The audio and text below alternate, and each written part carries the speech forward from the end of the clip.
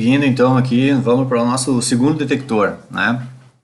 Um detector aqui também bem comum, né, usado na cromatografia gasosa, que é o detector por condutividade térmica. Inclusive ele é muito interessante porque ele não destrói a amostra, né?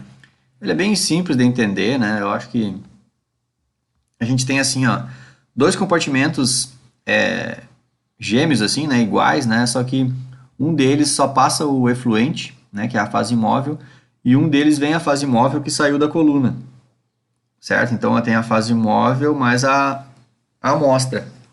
E aí então, nesse filamento de tungstênio aqui, o que o detector vai fazer é comparar a resistência de um filamento de tungstênio com a resistência do outro, né? Nesse caso aqui, o hélio ele é o gás mais usado com esse tipo de detector, né? E, e o analito, então, quando ele sai da coluna, a condutividade do fluxo gasoso diminui. A composição química desse gás aqui é óbvio que vai ser diferente desse, até porque nesse aqui tem o analito. E pelo fato dessa condutividade diminuir, o filamento fica mais quente, a resistência dele aumentou, né? A resistência ali do material dá uma aumentadinha pelo ambiente em que ele está. E aí então essa diferença de potencial entre os dois eletrodozinhos aqui, entre os dois filamentos aqui, né? Essa diferença de potencial aqui é o sinal do detector, certo? Então é uma coisa que ele não destrói a amostra. É bem interessante, né? E é chamado de detector por condutividade térmica. Bom, esse detector aqui eu tentei, não achei nenhuma animação muito boa, né? Todos eu procurei. Fiz um esforço aí procurando na internet aí um negócio legal, né? A melhor que eu achei foi essa aqui. De... Tem um prof explicando isso aqui, eu acho que dá bem pra ver que a língua original dele não é o inglês, né? Nossa, inglesão quebrado aqui. É até fácil de entender, né? Mas é estranho. E aqui é só isso, não tem? Venho aqui, deixa eu dar um pause aqui, comentando em inglês, cara. Aqui é o efluente, né? Com o gás aqui, certo? O que tem e aqui só o efluente, entendeu? Então aqui a gente tem só a fase móvel e aqui a fase móvel com a amostra. E aí compara as resistências ali no circuito, né? Não tem muito, uma pena, não achei nenhuma animação melhor que essa, certo? Então esse aqui é o nosso segundo detector e ele é conhecido por essa siglazinha aqui, o TCD, né? Então é uma siglazinha vem do inglês, né? Para detector por condutividade térmica, né? Tranquilo, vamos lá, podemos ir para o próximo detector. Aprendemos dois. Terceiro detector, o outro também bem. Olha, esses três primeiros já não é à toa que eu botei os três primeiros, né? É os três mais comuns assim usados, mais comum, tá?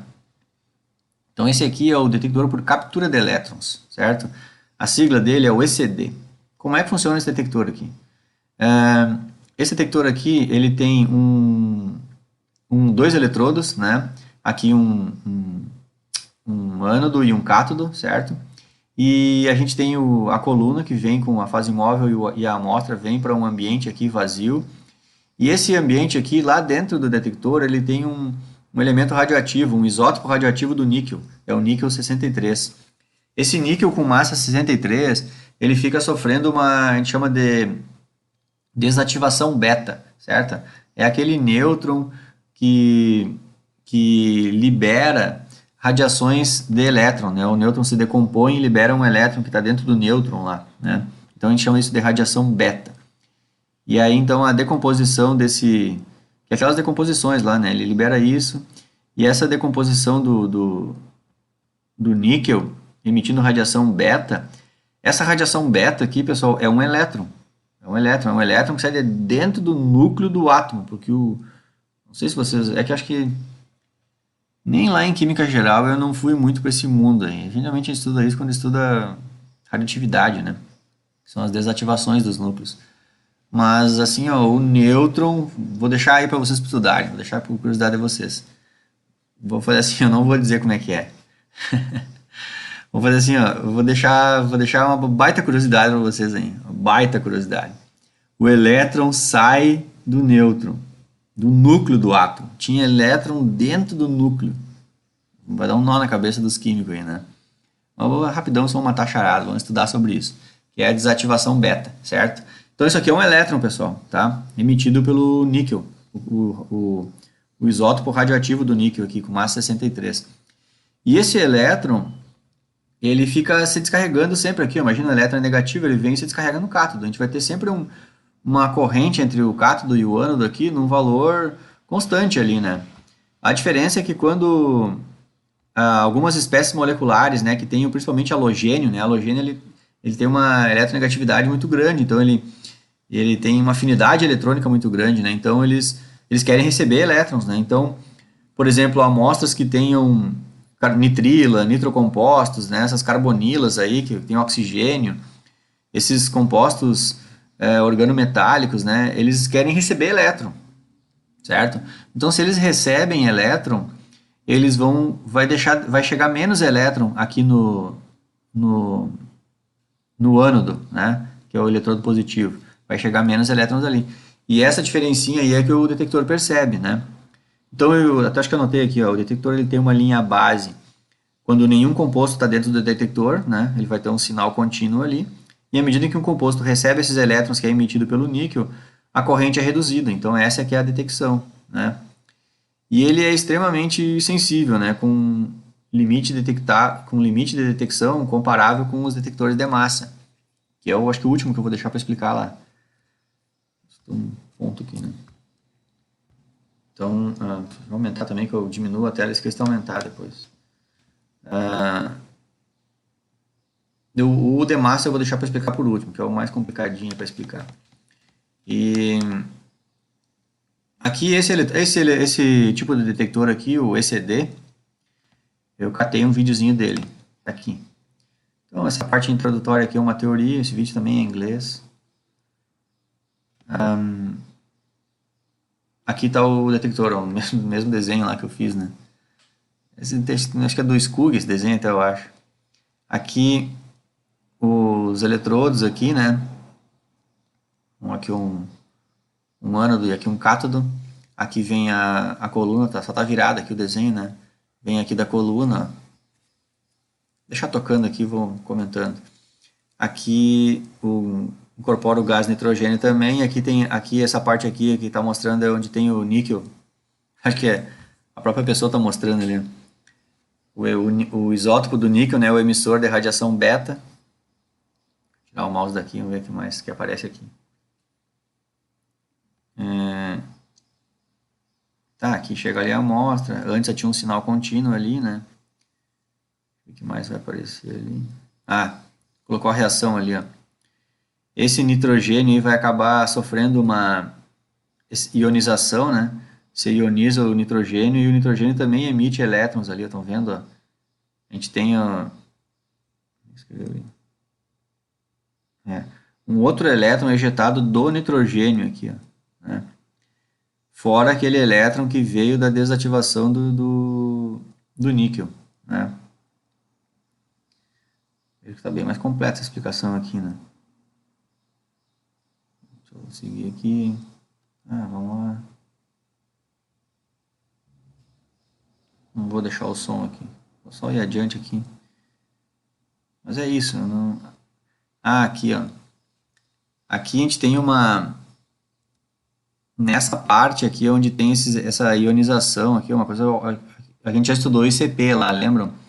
O que é o plasma? O plasma é a gente ter num ambiente, né, o elemento e o elétron ejetado, tu ionizou, um elemento ionizado. Ele existe um elemento ionizado em um ambiente vazio ali. Isso é um plasma, né?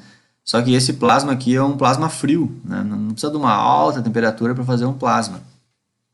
E pelo fato de ter um grande bombardeio de elétrons do níquel, que sofre uma desativação, né, de emissão de radiação beta, a gente acaba produzindo ambiente de plasma em temperaturas mais baixas, né? Não fiquem achando que para ser plasma, lá do ICP a gente fica achando que para ter um plasma sempre tem que ter aquelas temperaturas de... Nossa, aquilo lá dava quase 5 mil graus, né? Celsius. Dá 10 mil Kelvin. Então não... 10, acho que era 10 mil. Mas assim, ó, aqui, esse plasma aqui mais frio, ele existe aqui, né? Então, Esse detalhezinho aqui é bem interessante desse desenho aqui, ó. Se não me engano, não me lembro se isso aqui tem na Sim, no Scooby, não tá o desenho. Aqui é um complemento da pessoa que está explicando aqui. Posso soltar o som aqui? But then our solute enters and something is going to change. And remember that our solute has these electronegative functional groups that are going to capture some of these electrons. So now we have fewer electrons here in this plasma, and that's going to, well, let me ask you, how is that going to affect the ability of that plasma to conduct the current across these two electrodes? Or in other words, what do you think happens to the current with fewer electrons here? Well, I think you're probably right. O que acontece com a corrente, com esses poucos elétrons aqui no ambiente, né? Aí aqui ó, a corrente vai diminuir. É isso, pessoal. Eu não posso forçar demais aí, né? A coisa, né? Tem que entender pelo menos um mínimo aí do que são esses detectores, né? Lembrem, eu até fiz um comentário aqui da disciplina lá no início, né? Aqui é a primeira vez que vocês estão estudando análise instrumental, né? Então, isso aqui já é um vídeo de uma pessoa que já um nível bem mais avançado de entendimento do detector, né? Eu acho que também não é muito essa minha ideia aqui de esmiuçar, imagina, eu vou cobrar essa parte aqui, ó. Entendeu? Aqui ela está fazendo muito detalhe, né? Nas minhas explicações eu faço mais enxuta a explicação, certo? Até porque a gente sempre tem uma ideia razoável daquilo, né? De forma teórica, mas um dia se alguém for trabalhar com esse detector, ele vai ver até inclusive o dia a dia do detector, né? O que tem que fazer, o que se faz, tudo mais, né? Então é isso, muito vem da prática também, certo? Então, mas vou deixar esse vídeo aqui lá no material, bem bom o vídeo, né? Bem explicado, digamos assim, certo?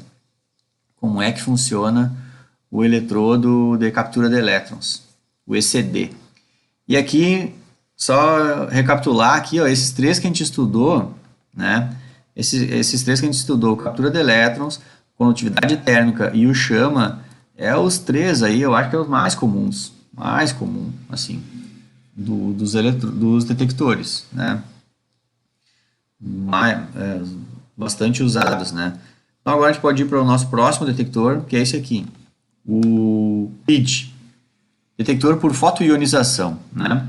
Esse detector aqui, ele detecta uma grande variedade de hidrocarbonetos aromáticos, né? E outros compostos orgânicos. Então, geralmente, o ideal é que a gente tenha anéis aromáticos ali na molécula. E até ele é bem fácil de entender, a gente tem uma saída da coluna e num contrafluxo aqui é jogada uma fonte de ultravioleta, uma intensidade bem alta, e isso acaba ionizando as moléculas, né? Então essa radiação ultravioleta ela vai ionizar esses componentes e eles vão migrar, né? A molécula, quando ela for ionizada, ela vai perder elétron, então toda aquela molécula grandona lá, orgânica, lá com aqueles anéis aromáticos, ela vai virar um cátionzão gigante lá. E esse cátion vai migrar para o cátodo, né? Isso aqui é rico em elétron e o ânodo é pobre em elétron. Então esse cátion aqui migra para o cátodo e o elétronzinho aqui migra para o ânodo. E a gente vai ter uma diferença de potencial aqui. E assim é que é medida a concentração do analito. Então esse aqui é um outro detector, então. Acho que não é tão popular assim, mas é um dos detectores da cromatografia gasosa, o PID, detector por fotoionização, certo? Deixa eu ver se eu achei algum. Agora eu já não me lembro mais. Tá aqui. Achei. Ah, tem um videozinho dele. Tá estourando o nosso tempo. Vou parar o vídeo aqui e sigo no próximo.